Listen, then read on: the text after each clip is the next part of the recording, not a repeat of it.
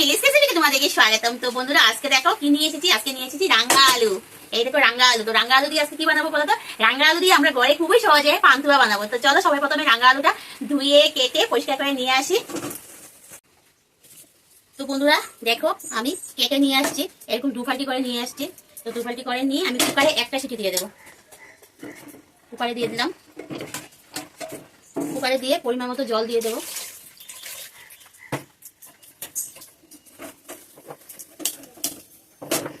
এবার একটা সিটি দিয়ে নেব। আর ওদিকে দেখো আমি জল আগের থেকে জল গরম বসিয়ে দিয়েছি শিরাটা বানাবো পান্তুয়াটা। তো পান্তুয়াটার জন্য আমি শিরাটা বানাবো। এখানে আমি এলাচ থেতো করে নিয়ে নিয়েছি। তো এই শিরার জলের মধ্যে এলাচ দিয়ে দিলাম, এলাচ থেতো করা। এখন দিয়ে দেবো চিনি। তো যতটুকু জিনিস বানাবে সেই অনুযায়ী চিনি দেবে।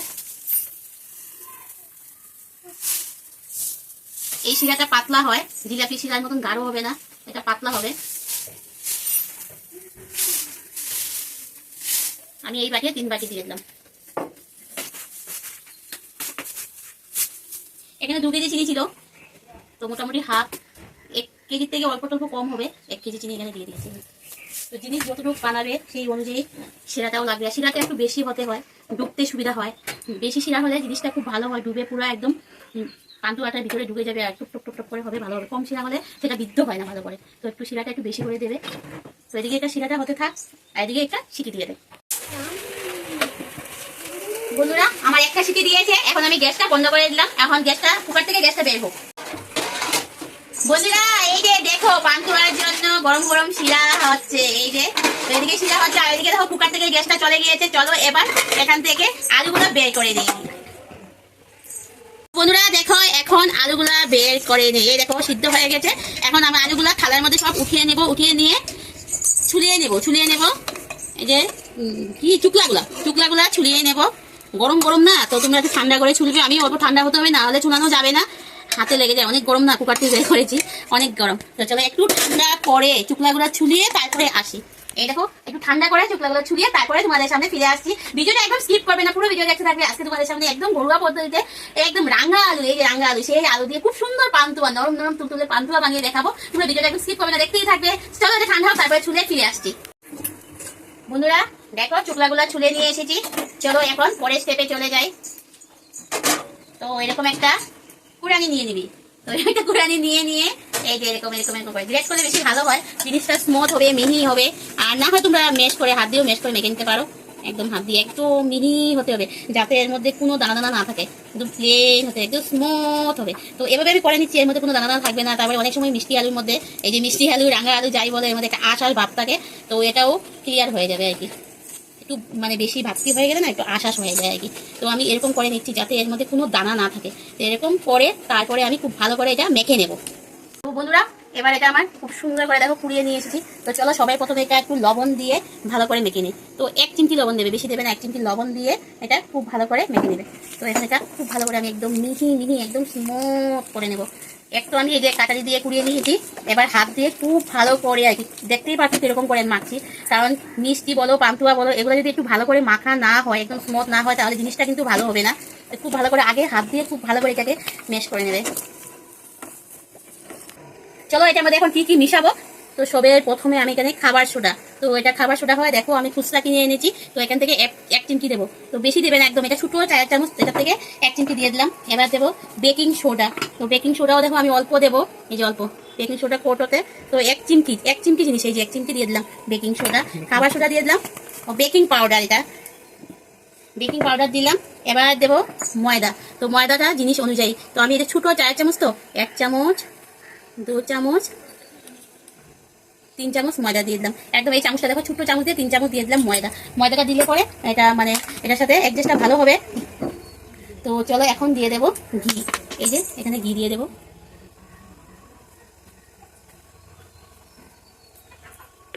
ঘি দিয়ে দিলাম। এখন আমি দেবো দেখো গুঁড়ো দুধ। তো এই গুঁড়ো দুধটা আমি দেবো। তো এটা আমি একটা বাটির মধ্যে নিয়ে নিই।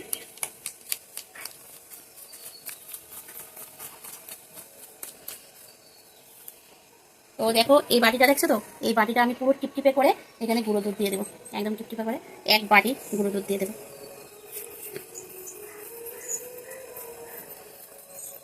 দুধের প্যাকেটটা ছিটতে দিয়ে একদম ছিটিয়ে ছিটিয়ে পুরো ভরে গেছে একদম। চলো আমার হাতটা একদম ভরে এক হয়ে গেছে। চলো এবার একটু একটু করে এটা খুব ভালো করে মেখে নিই।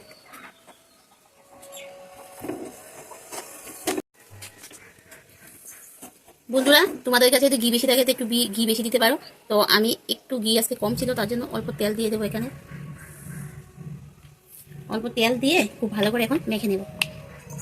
মাখাটা কিন্তু খুব ভালো হতে হবে কিন্তু। দেখছো আমি কিরকম করে মেখেছি, একদম হাতটা এরকম ছেড়িয়ে মেরিয়ে যেরকম পারো খুব ভালো করে মেখে নেবে। মেখে নিয়ে তারপরে হাতটা ধুয়ে নেবে। কারণ মাখাটা কিন্তু খুব ভালো হতে হবে, না হলে জিনিসটা ভালো হবে না। আমি বারে বারে বলছি। আর মাখাটা দেখো এরকম আঠালো আঠালো আঠালো আঠালো একটা ভাব হতে হবে, তাহলে তোমার পান্তুয়াটা কিন্তু খুবই ভালো হবে। দেখো এরকম হয়েছে, দেখেছো?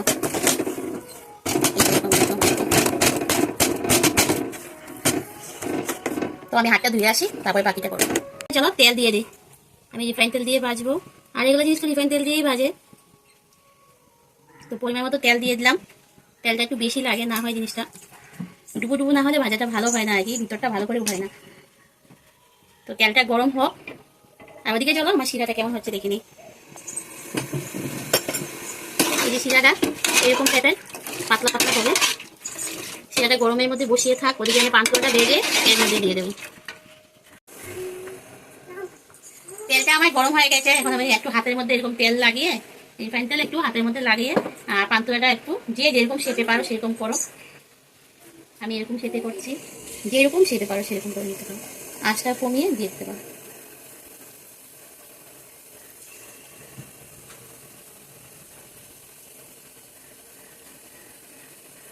একদম খুব স্মুথ করে মাখা হয়েছে দেখো। হাতের মধ্যে একটু তেল লাগিয়ে লাগিয়ে লাগিয়ে লাগিয়ে তারপরে একটা একটা পান্তুয়া শেপে দিয়ে যেরকম যে যেরকম শেপে পারো, চ্যাপটা দিলে চ্যাপটা দিবে, গোল দিলে গোল দিবে।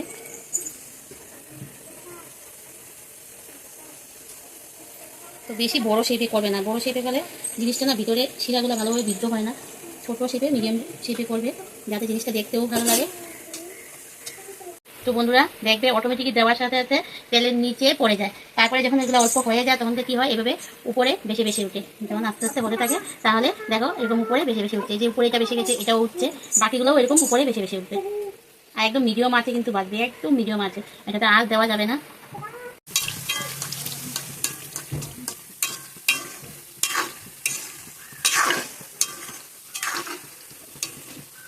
তো বন্ধুরা দেখছো খুব সুন্দর করে ফুলে ফুলে ফুলে ফুলে উঠেছে। দেখো পান্তুয়াগুলো খুব সুন্দর করে এবার একদম সুন্দর করে লাল লাল করে ভেজে নেব। পান্তুয়ার কালারটা আনবো, হালকা হাতে নাড়াচাড়া করবে যাতে ভেঙে না যায়।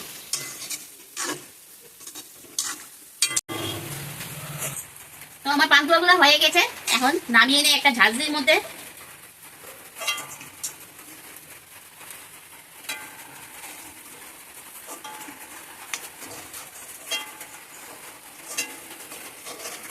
এটার মধ্যে নামালাম। যদি এক্সট্রা তেল থাকে তাহলে এটার মধ্যে আটকে যাবে। আর দেখো এই যে আমি এখান থেকে নামিয়ে গরম গরম এটার মধ্যে দিয়ে দেবো। এখন আমি এই মানে এটা যে গ্যাস এতক্ষণ জ্বলতে ছিল, এখন আমি গ্যাসটা অফ করে দেবো। এই দেখো এখন আমি গ্যাসটা অফ করে দেবো। চলো ওদিকে বাকিগুলা ভেজে নিই।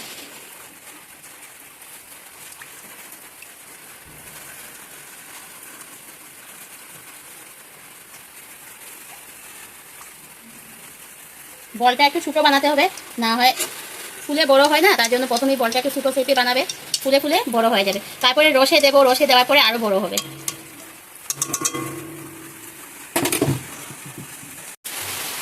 বন্ধুরা বাকিটাও হয়ে গেছে, এখন এগুলাও ডুবিয়ে দেব। তেলের থেকে ভালো করে ছেঁকে ছেঁকে উঠিয়ে নিই। বাবা সর সর আসে না রে গরম তেল। চলো এগুলাও এখানে আগেগুলো দেখো, এই দেখো আগেগুলো খুব সুন্দর মানে বড় হয়ে গেছে, দেখেছো ডুবে। এই দেখো সাইজ, আর এই দেখো সাইজ। চলো এগুলাও এখানে ডুবিয়ে দেই, ভালো করে এখানে ডুবিয়ে দিই। তো এখান থেকে একটা উঠিয়ে তোমাদেরকে দেখাবো। তো এটা তো মাত্র হয়েছে, তো ওইটা 4-5 ঘন্টা থাকলে পরে যা হবে না কি আর বলবো। তো এই অল্প সময়ে যে কতটুকু হয়েছে তোমাদেরকে আমি দেখাবো। তোমাদের সামনেই তো বানিয়ে নিলাম, তো একটু কেটে তোমাদেরকে দেখাচ্ছি কিরকম হয়েছে অল্প সময়ে। দেখো দেখেছো কিরকম বিদ্ধ হয়েছে, কিরকম নরম তুলতুলে হয়েছে। এই যে দেখো, তোমরা দেখছো, দেখেছো? এই দেখো, তোমাদেরকে পুরো ভেঙে আমি দেখাচ্ছি। দেখো অল্প সময়ে কিরকম স্মুথ হয়েছে, মাত্র জাস্ট বানিয়েছি, দেখেছো? তো এটা 2-3 ঘন্টা, 4 ঘন্টা, 5 ঘন্টা থাকলে এটা কি হবে, দেখেছো কিরকম স্মুথ হয়েছে। খেতেও কিন্তু খুব টেস্টি হবে। তো তোমাদের কাছে একটাই অনুরোধ, তোমরা একবার ট্রাই করো ঘরে, খুব সুন্দরভাবে অনেকগুলো মিষ্টি বানিয়ে ফেলবে, একদম কম খরচে ঘরে থাকা উপকরণ দিয়ে। তো তোমাদেরকে দেখালাম একদম সামনাসামনি কিভাবে করে। তো তোমাদের কাছে একটাই রিকোয়েস্ট, আমার চ্যানেলটা সাবস্ক্রাইব করে দেবে। আর নতুন যারা আমার বন্ধু, তোমাদেরকেও যে বলছি, ভিডিও দেখার সাথে আমার চ্যানেলটি সাবস্ক্রাইব করে দিও, আর পাশে বেল আইকনটা অল করে দিও। যারা ফেসবুক মোবাইল থেকে দেখছে, তোমাদেরকেও বলছি প্লিজ ভিডিওটা দেখার সাথে একটা লাইক, একটা কমেন্ট আর ফলো করে দিও। আর যারা আমার নতুন বন্ধুরা, তোমাদেরকে আর কি বলবো, তোমাদের অসংখ্য অসংখ্য ধন্যবাদ। প্লিজ তোমরা একটু আমার পাশে থাকো। তো দেখো এরকম হয়েছে, খুব সুন্দর। আমি তো খেয়ে দেখি, তো এই মাত্র বানিয়ে দিলাম, কেমন হয়েছে। এত ভালো হবে আমি নিজেই বুঝতে পারিনি, এত ভালো হয়েছে, কি আর বলবো। তুমি জাস্ট দেখো, তুমি জাস্ট দেখো, আমার কথা হবে বিশ্বাস করবে না। দেখো কিরকম স্মুথ হয়েছে মিষ্টিটা, দেখেছো কিরকম স্মুথ হয়েছে, কোনো দানা দানা কোনো কিছু নেই, খুব সুন্দর, একদম মিহি মিহি হয়েছে। আর এটা কেন হয়েছে বলো তো?